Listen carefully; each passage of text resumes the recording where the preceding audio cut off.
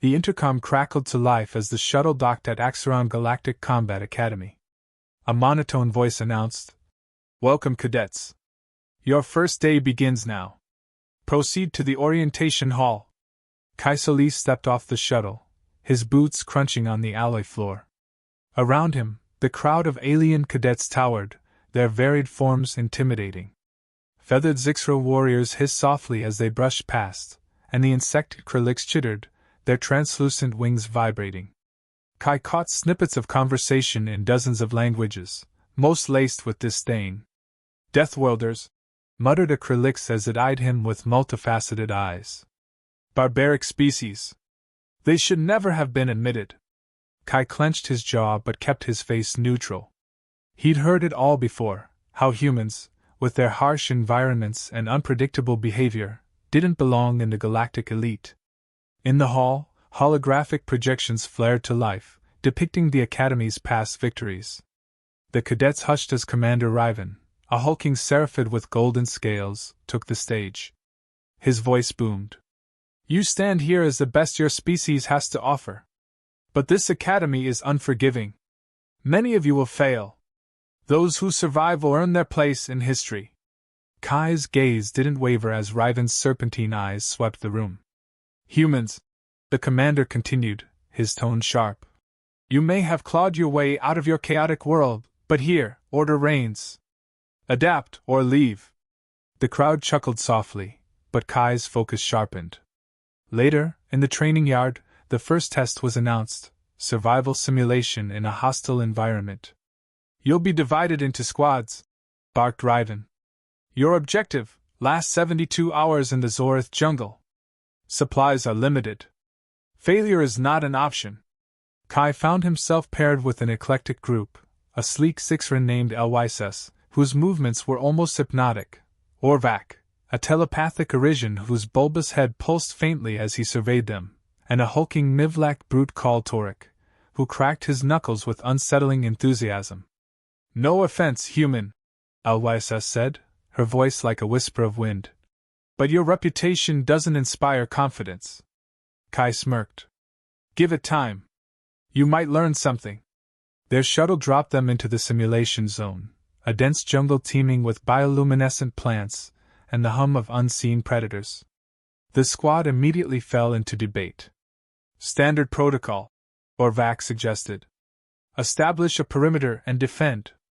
Toric grunted approval, his massive fists tightening on his weapon. "Bad idea," Kai interjected. "The AI will expect textbook tactics. We need to move, stay unpredictable." Elwyses narrowed her eyes. "And how do you suggest we survive without supplies?" Kai knelt, brushing aside foliage to reveal tracks in the soft earth. "This jungle isn't just scenery. It's a tool. Follow me." Hours later, their strategy bore fruit, literally. Kai had identified an edible plant species, and they feasted cautiously while setting traps for AI drones that patrolled the area. Elwyses watched in awe as one trap, a simple snare made of vines, snagged a mechanical predator, disabling it with a crude but effective strike to its power core. "That's barbaric," she muttered, though her tone held a note of grudging respect. "Efficient," Kai corrected, dismantling the drone for parts. The night brought its own challenges. Shadows flitted through the jungle, accompanied by guttural growls. Orvac's telepathy detected a pattern. "They're encircling us." Kai's mind raced. "Perfect. Let them come." Toric raised an eyebrow. "You're insane, human." "Probably." Kai grinned, tossing a makeshift incendiary device, a hollowed-out fruit filled with flammable sap, into a clearing. When the predators lunged, the explosion sent them scattering. By the second day, the squad's dynamic had shifted.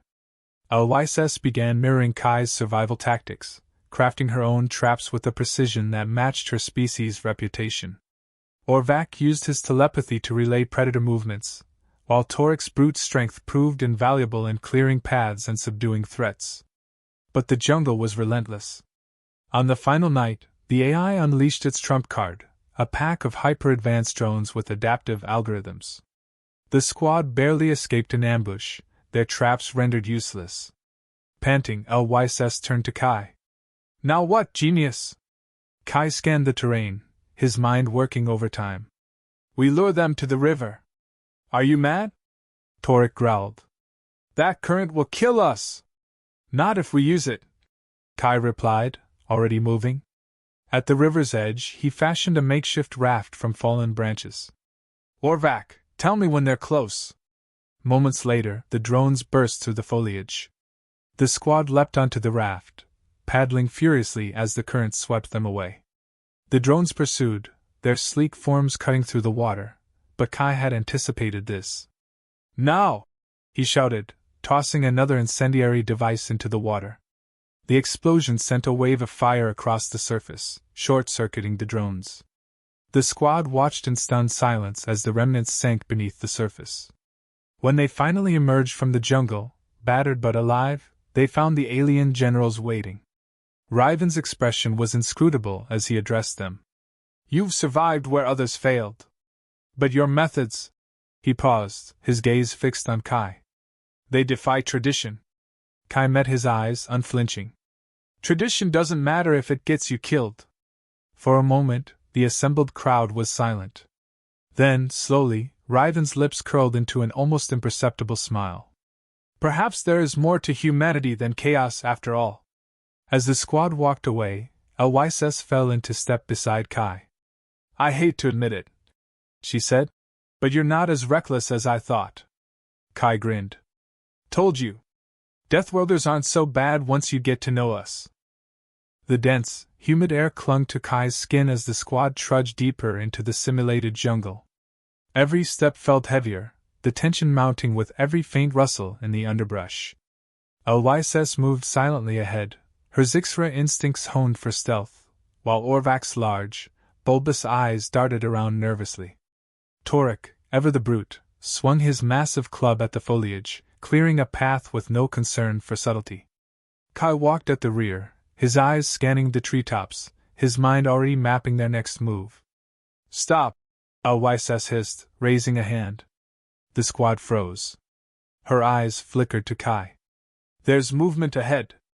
Something's watching us. Kai stepped forward, his voice low but firm. It's the AI predators. They're testing us, looking for weaknesses. Let's give them something to find. Torek grunted. We should charge in and crush them. Let them see who they're dealing with. That's exactly what they want, Kai said, kneeling to examine the ground. He picked up a handful of dirt, letting it sift through his fingers. This jungle isn't just a battlefield. It's a tool. We'll use it. LYSS crouched beside him, her skepticism obvious. And how do you propose we do that, human? Kai smirked. We're Deathworlders. Improvising is what we do best. Orvac's telepathic voice resonated in their minds, calm but wary. They're flanking us, moving in from the east and west. If we wait much longer, we'll be surrounded. Kai sprang into action. Torek, start breaking branches, anything thick and sharp. LYSS, find me some vines. Orvac, keep tracking their movements and let me know if they change course. Torek groaned but complied, ripping branches from nearby trees with ease. LYSS, though skeptical, slipped into the shadows, returning moments later with a handful of vines. Kai quickly fashioned makeshift traps, tying the vines to weighted branches and setting them in the underbrush. This won't stop them for long, LYSS said, watching Kai work with a mixture of doubt and fascination. It's crude. It doesn't need to be perfect, Kai replied. It just needs to slow them down. The first drone appeared minutes later, its sleek, insect-like frame glinting in the dim light. It moved with eerie precision, its legs barely disturbing the ground as it advanced. LYSS inhaled sharply, readying her weapon, but Kai held up a hand. Wait for it. The drone stepped into the trap, and the weighted branch swung upward, slamming into its frame with a crack. Sparks flew as the drone collapsed in a heap, its glowing eyes dimming. Torek let out a bark of laughter. That was unexpected. Kai grinned. Now let's keep moving before its friends show up. The squad pressed on, weaving through the jungle as more drones appeared. Kai's traps bought them precious seconds each time, allowing the team to slip away unscathed. But as night fell, the jungle seemed to come alive, the hum of the AI predators growing louder, more insistent. "We're running out of options," LYSS said, her voice tinged with frustration. "They're adapting to your tactics. We can't keep running." Kai nodded, his expression serious. "Then we stop running. Orvac, is there any high ground nearby?" "There's a ridge about half a kilometer to the north," Orvac replied. But it's exposed. If they corner us there, we won't have an escape route. Good, Kai said. "That's exactly where we'll make our stand." Torek snorted. "You really are insane, human." They reached the ridge just as the first stars appeared overhead, their light barely penetrating the jungle canopy. Kai surveyed the area, noting the steep drop on one side and the narrow path leading up to it. "We'll funnel them here," he said. LYSS set up an ambush point along the path. "Torek, you're on defense. If any of them get past the traps, you make sure they regret it. Orvac, I need you to keep an eye on their movements. If they try to flank us, let me know immediately." "And you?" LYSS asked, her tone almost accusatory. "What will you be doing?" Kai's grin returned, sharper this time. "I'll be making sure they don't even get that far." The drones arrived in force minutes later, their metallic forms gleaming as they swarmed up the path. LYSS's traps claimed the first few, sending them tumbling down the ridge in a cascade of sparks. Torek met the next wave head-on, his massive frame a wall of muscle and fury as he smashed drones apart with his club. Kai moved with precision, his makeshift incendiary devices lighting up the night as he hurled them into the advancing swarm. Explosions rocked the ridge, filling the air with smoke and the acrid smell of burning metal. Orvac's telepathic warnings rang out in their minds, guiding their movements as the drones adapted, shifting their attack patterns. "They're splitting up!" LYSS shouted. "Coming at us from both sides!" Kai cursed under his breath. "Hold them off as long as you can. I'll take care of the flank." He sprinted toward the edge of the ridge, where a small group of drones had broken away from the main swarm. With no time to set traps, he grabbed a fallen branch and charged, swinging it with all his strength. The first drone went down in a shower of sparks, but the others closed in quickly, their pincers snapping dangerously close. Kai ducked and weaved, using the uneven terrain to his advantage. He spotted a cluster of glowing plants nearby and grinned.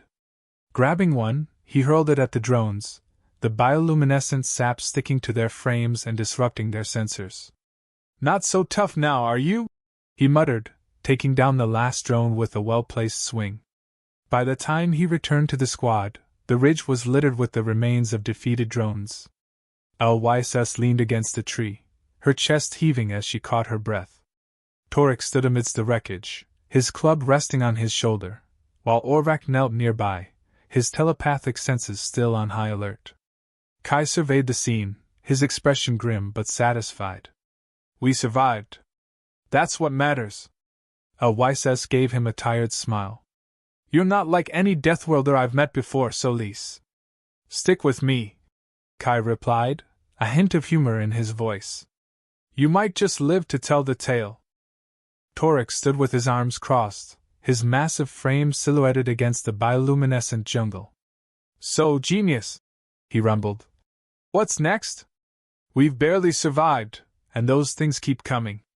Kai knelt beside a shattered drone, pulling apart its intricate mechanisms with the focus of a surgeon.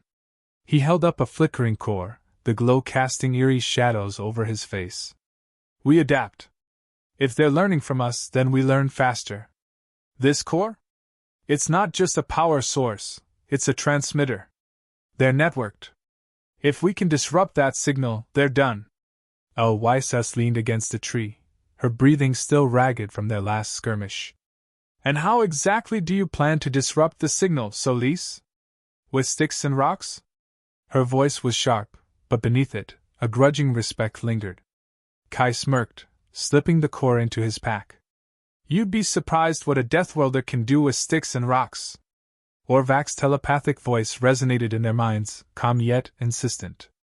They're regrouping. I can sense their movements.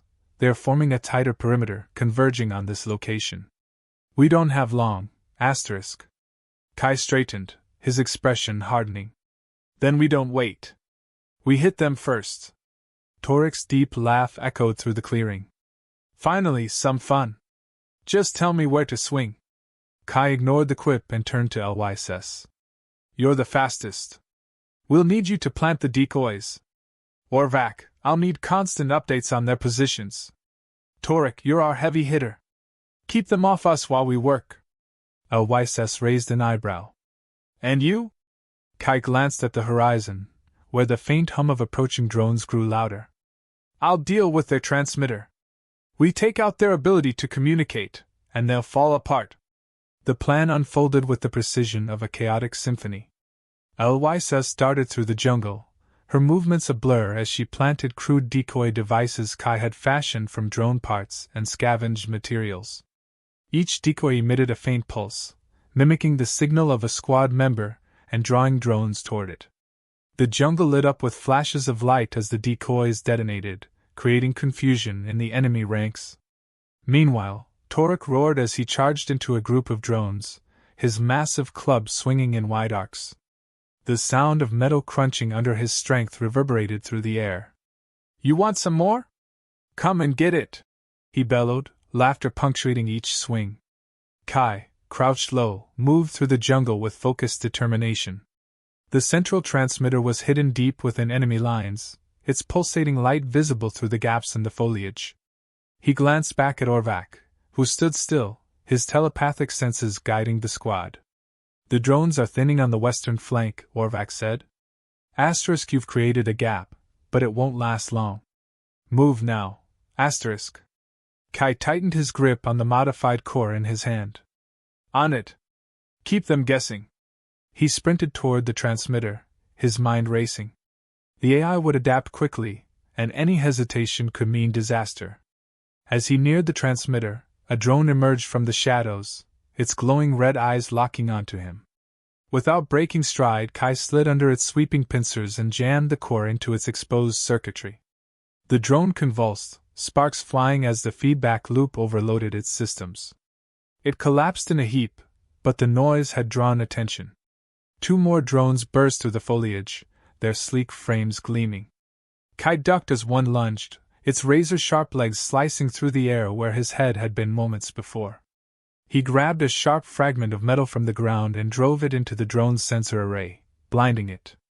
The other drone fired a burst of plasma, missing by inches as Kai rolled behind a tree for cover. Could use a little help here, Kai shouted into his comm. Lys's voice crackled in response, tinged with irritation. You're the one who said you could handle it. Don't die before proving it. Kai gritted his teeth and bolted from his hiding spot, weaving between the drones as they recalibrated their aim. He reached the transmitter and pulled out a small device, a makeshift EMP he had rigged earlier.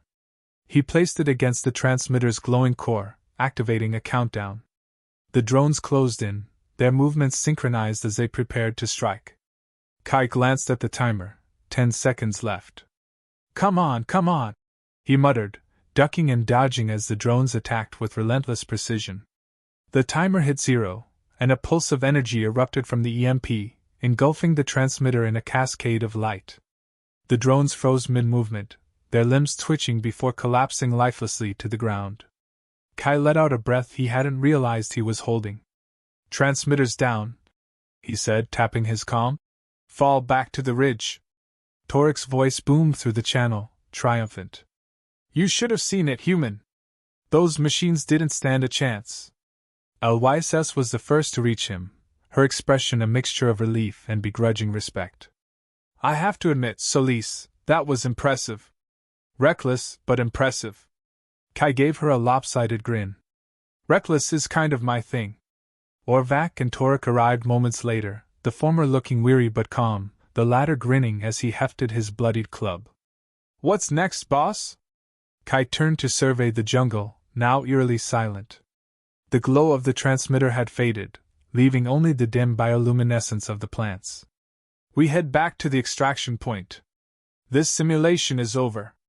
As they walked, Lyses fell into step beside Kai. You know, she said quietly, I didn't think much of you when we started. But you're not like the stories. You're different. Kai shrugged. Deathworlders aren't as bad as everyone says. We just do what it takes to survive. Torek snorted from behind them. If surviving means blowing things up, I might start liking you humans. Orvak's telepathic voice chimed in, soft but resolute. Your methods are unconventional, but they work. Perhaps the galaxy could learn something from you. Kai glanced at his team, a rare sense of pride swelling in his chest. Maybe. But for now, let's focus on getting out of here alive. As they approached the extraction point, the alien general's holographic forms shimmered into view. Their expressions ranged from stoic to incredulous. Commander Riven, his golden scales gleaming, stepped forward. You've succeeded where many have failed, Riven said, his voice measured. Your methods are unorthodox, Solis. Chaotic even. But the results speak for themselves. Kai met the commander's gaze without flinching. Chaos can be an advantage, sir. It's not about following rules, it's about adapting to the moment. Riven's lips curled into a faint smile. Perhaps there is more to humanity than we gave credit for. As the team boarded the shuttle, Kai leaned back in his seat, exhaustion finally catching up to him. Lyses sat across from him, her sharp eyes softening for a moment. You know, she said, if you keep this up, Solis, you might just make a name for yourself. Kai chuckled, closing his eyes. I'm not here to make a name. I'm here to survive. The shuttle hummed softly as it descended onto the metallic platform of Axeron's central hub. Kai stepped out, his squad following close behind. The faint scent of ionized air mixed with the tension hanging between them. Ahead, the alien generals waited in a semicircle, their expressions unreadable. Around them, other squads gathered, battered and bruised from their respective simulations, murmuring among themselves as holographic displays recounted their performances. Commander Riven stood at the center, his scaled form imposing against the dim light. Cadets, his voice boomed. Your simulations are complete, but your evaluations are not. Today, we measure not just your survival but your ingenuity, discipline, and capacity to adapt. Kai felt the weight of Riven's gaze as it swept over him. His own squad stood silently, each member tense, their exhaustion masked by hardened resolve. One of the generals, a lanky Thrillex with iridescent skin, sneered as his gaze landed on Kai. And yet some relied on unorthodox methods. Chaos masquerading as strategy. Torek snorted, crossing his arms. Chaos got us results. Or would you rather we followed the playbook and got torn apart? Enough. Riven barked, silencing the murmurs. He gestured to the holographic display that hovered above the group, showcasing drone kills, resource usage, and squad cohesion ratings. Solis stepped forward. Kai's boots echoed against the platform as he approached, feeling the eyes of every cadet and general on him. He stood tall, his face calm despite the tension twisting in his gut. You led your squad through the simulation, surviving against overwhelming odds, Riven said, his tone unreadable. But your methods disregarded protocol and leaned heavily on improvisation. Explain yourself? Kai's voice was steady, each word deliberate. With respect, Commander, the protocols are flawed. The AI was designed to exploit predictable behavior. Following standard procedures would have led to failure. Improvisation wasn't just a choice, it was survival. A sharp intake of breath rippled through the crowd. The Thrillex general narrowed his eyes, his voice cutting through the silence. Arrogant words for a Deathworlder. Do you believe tradition holds no value? That centuries of refinement in combat tactics can be dismissed by instinct? Kai met the general's glare. Instinct doesn't dismiss tradition. It complements it. Every moment we hesitated to adapt was a moment the AI closed in. If that's arrogance, then yes, I'm guilty. The tension thickened as Riven's gaze remained locked on Kai. Finally, he spoke, his tone softer but no less commanding. Your squad's results speak volumes. You succeeded where others failed, but this academy is not merely about survival. It's about unity, discipline, and legacy. What say you to that? Kai's squad shifted slightly behind him, but Kai himself didn't flinch. Unity doesn't mean conformity, Commander. It means strength through diversity. My squad didn't succeed because of me alone. We succeeded because we combined our strengths, even when it meant abandoning tradition. Riven's golden eyes flicked to the rest of the squad. L.Y.S. Orvac, Torik. Do you agree with Solis's assessment? L.Y.S. stepped forward, her voice sharp but resolute. I've never trusted Deathworlders. But Solis proved that survival isn't about brute force or chaos. It's about adapting, faster and smarter than the enemy. Without him, we wouldn't be standing here. Orvac inclined his bulbous head. His tactics were unorthodox. But they worked. And they required all of us to succeed. The bond we formed was stronger than any protocol. Torik cracked his knuckles, grinning. He's a lunatic, but he's right. I've fought in a lot of battles, and this one taught me more than any standard drill ever could. Solis made us a team. The murmurs among the other cadets grew louder as Riven regarded the squad, his expression unreadable. Finally, he turned back to the generals. It seems this squad has demonstrated qualities we value: ingenuity, unity, and adaptability. Perhaps the chaos they employed is worth examining. The Thrillex general scoffed, but Riven raised a hand to silence him.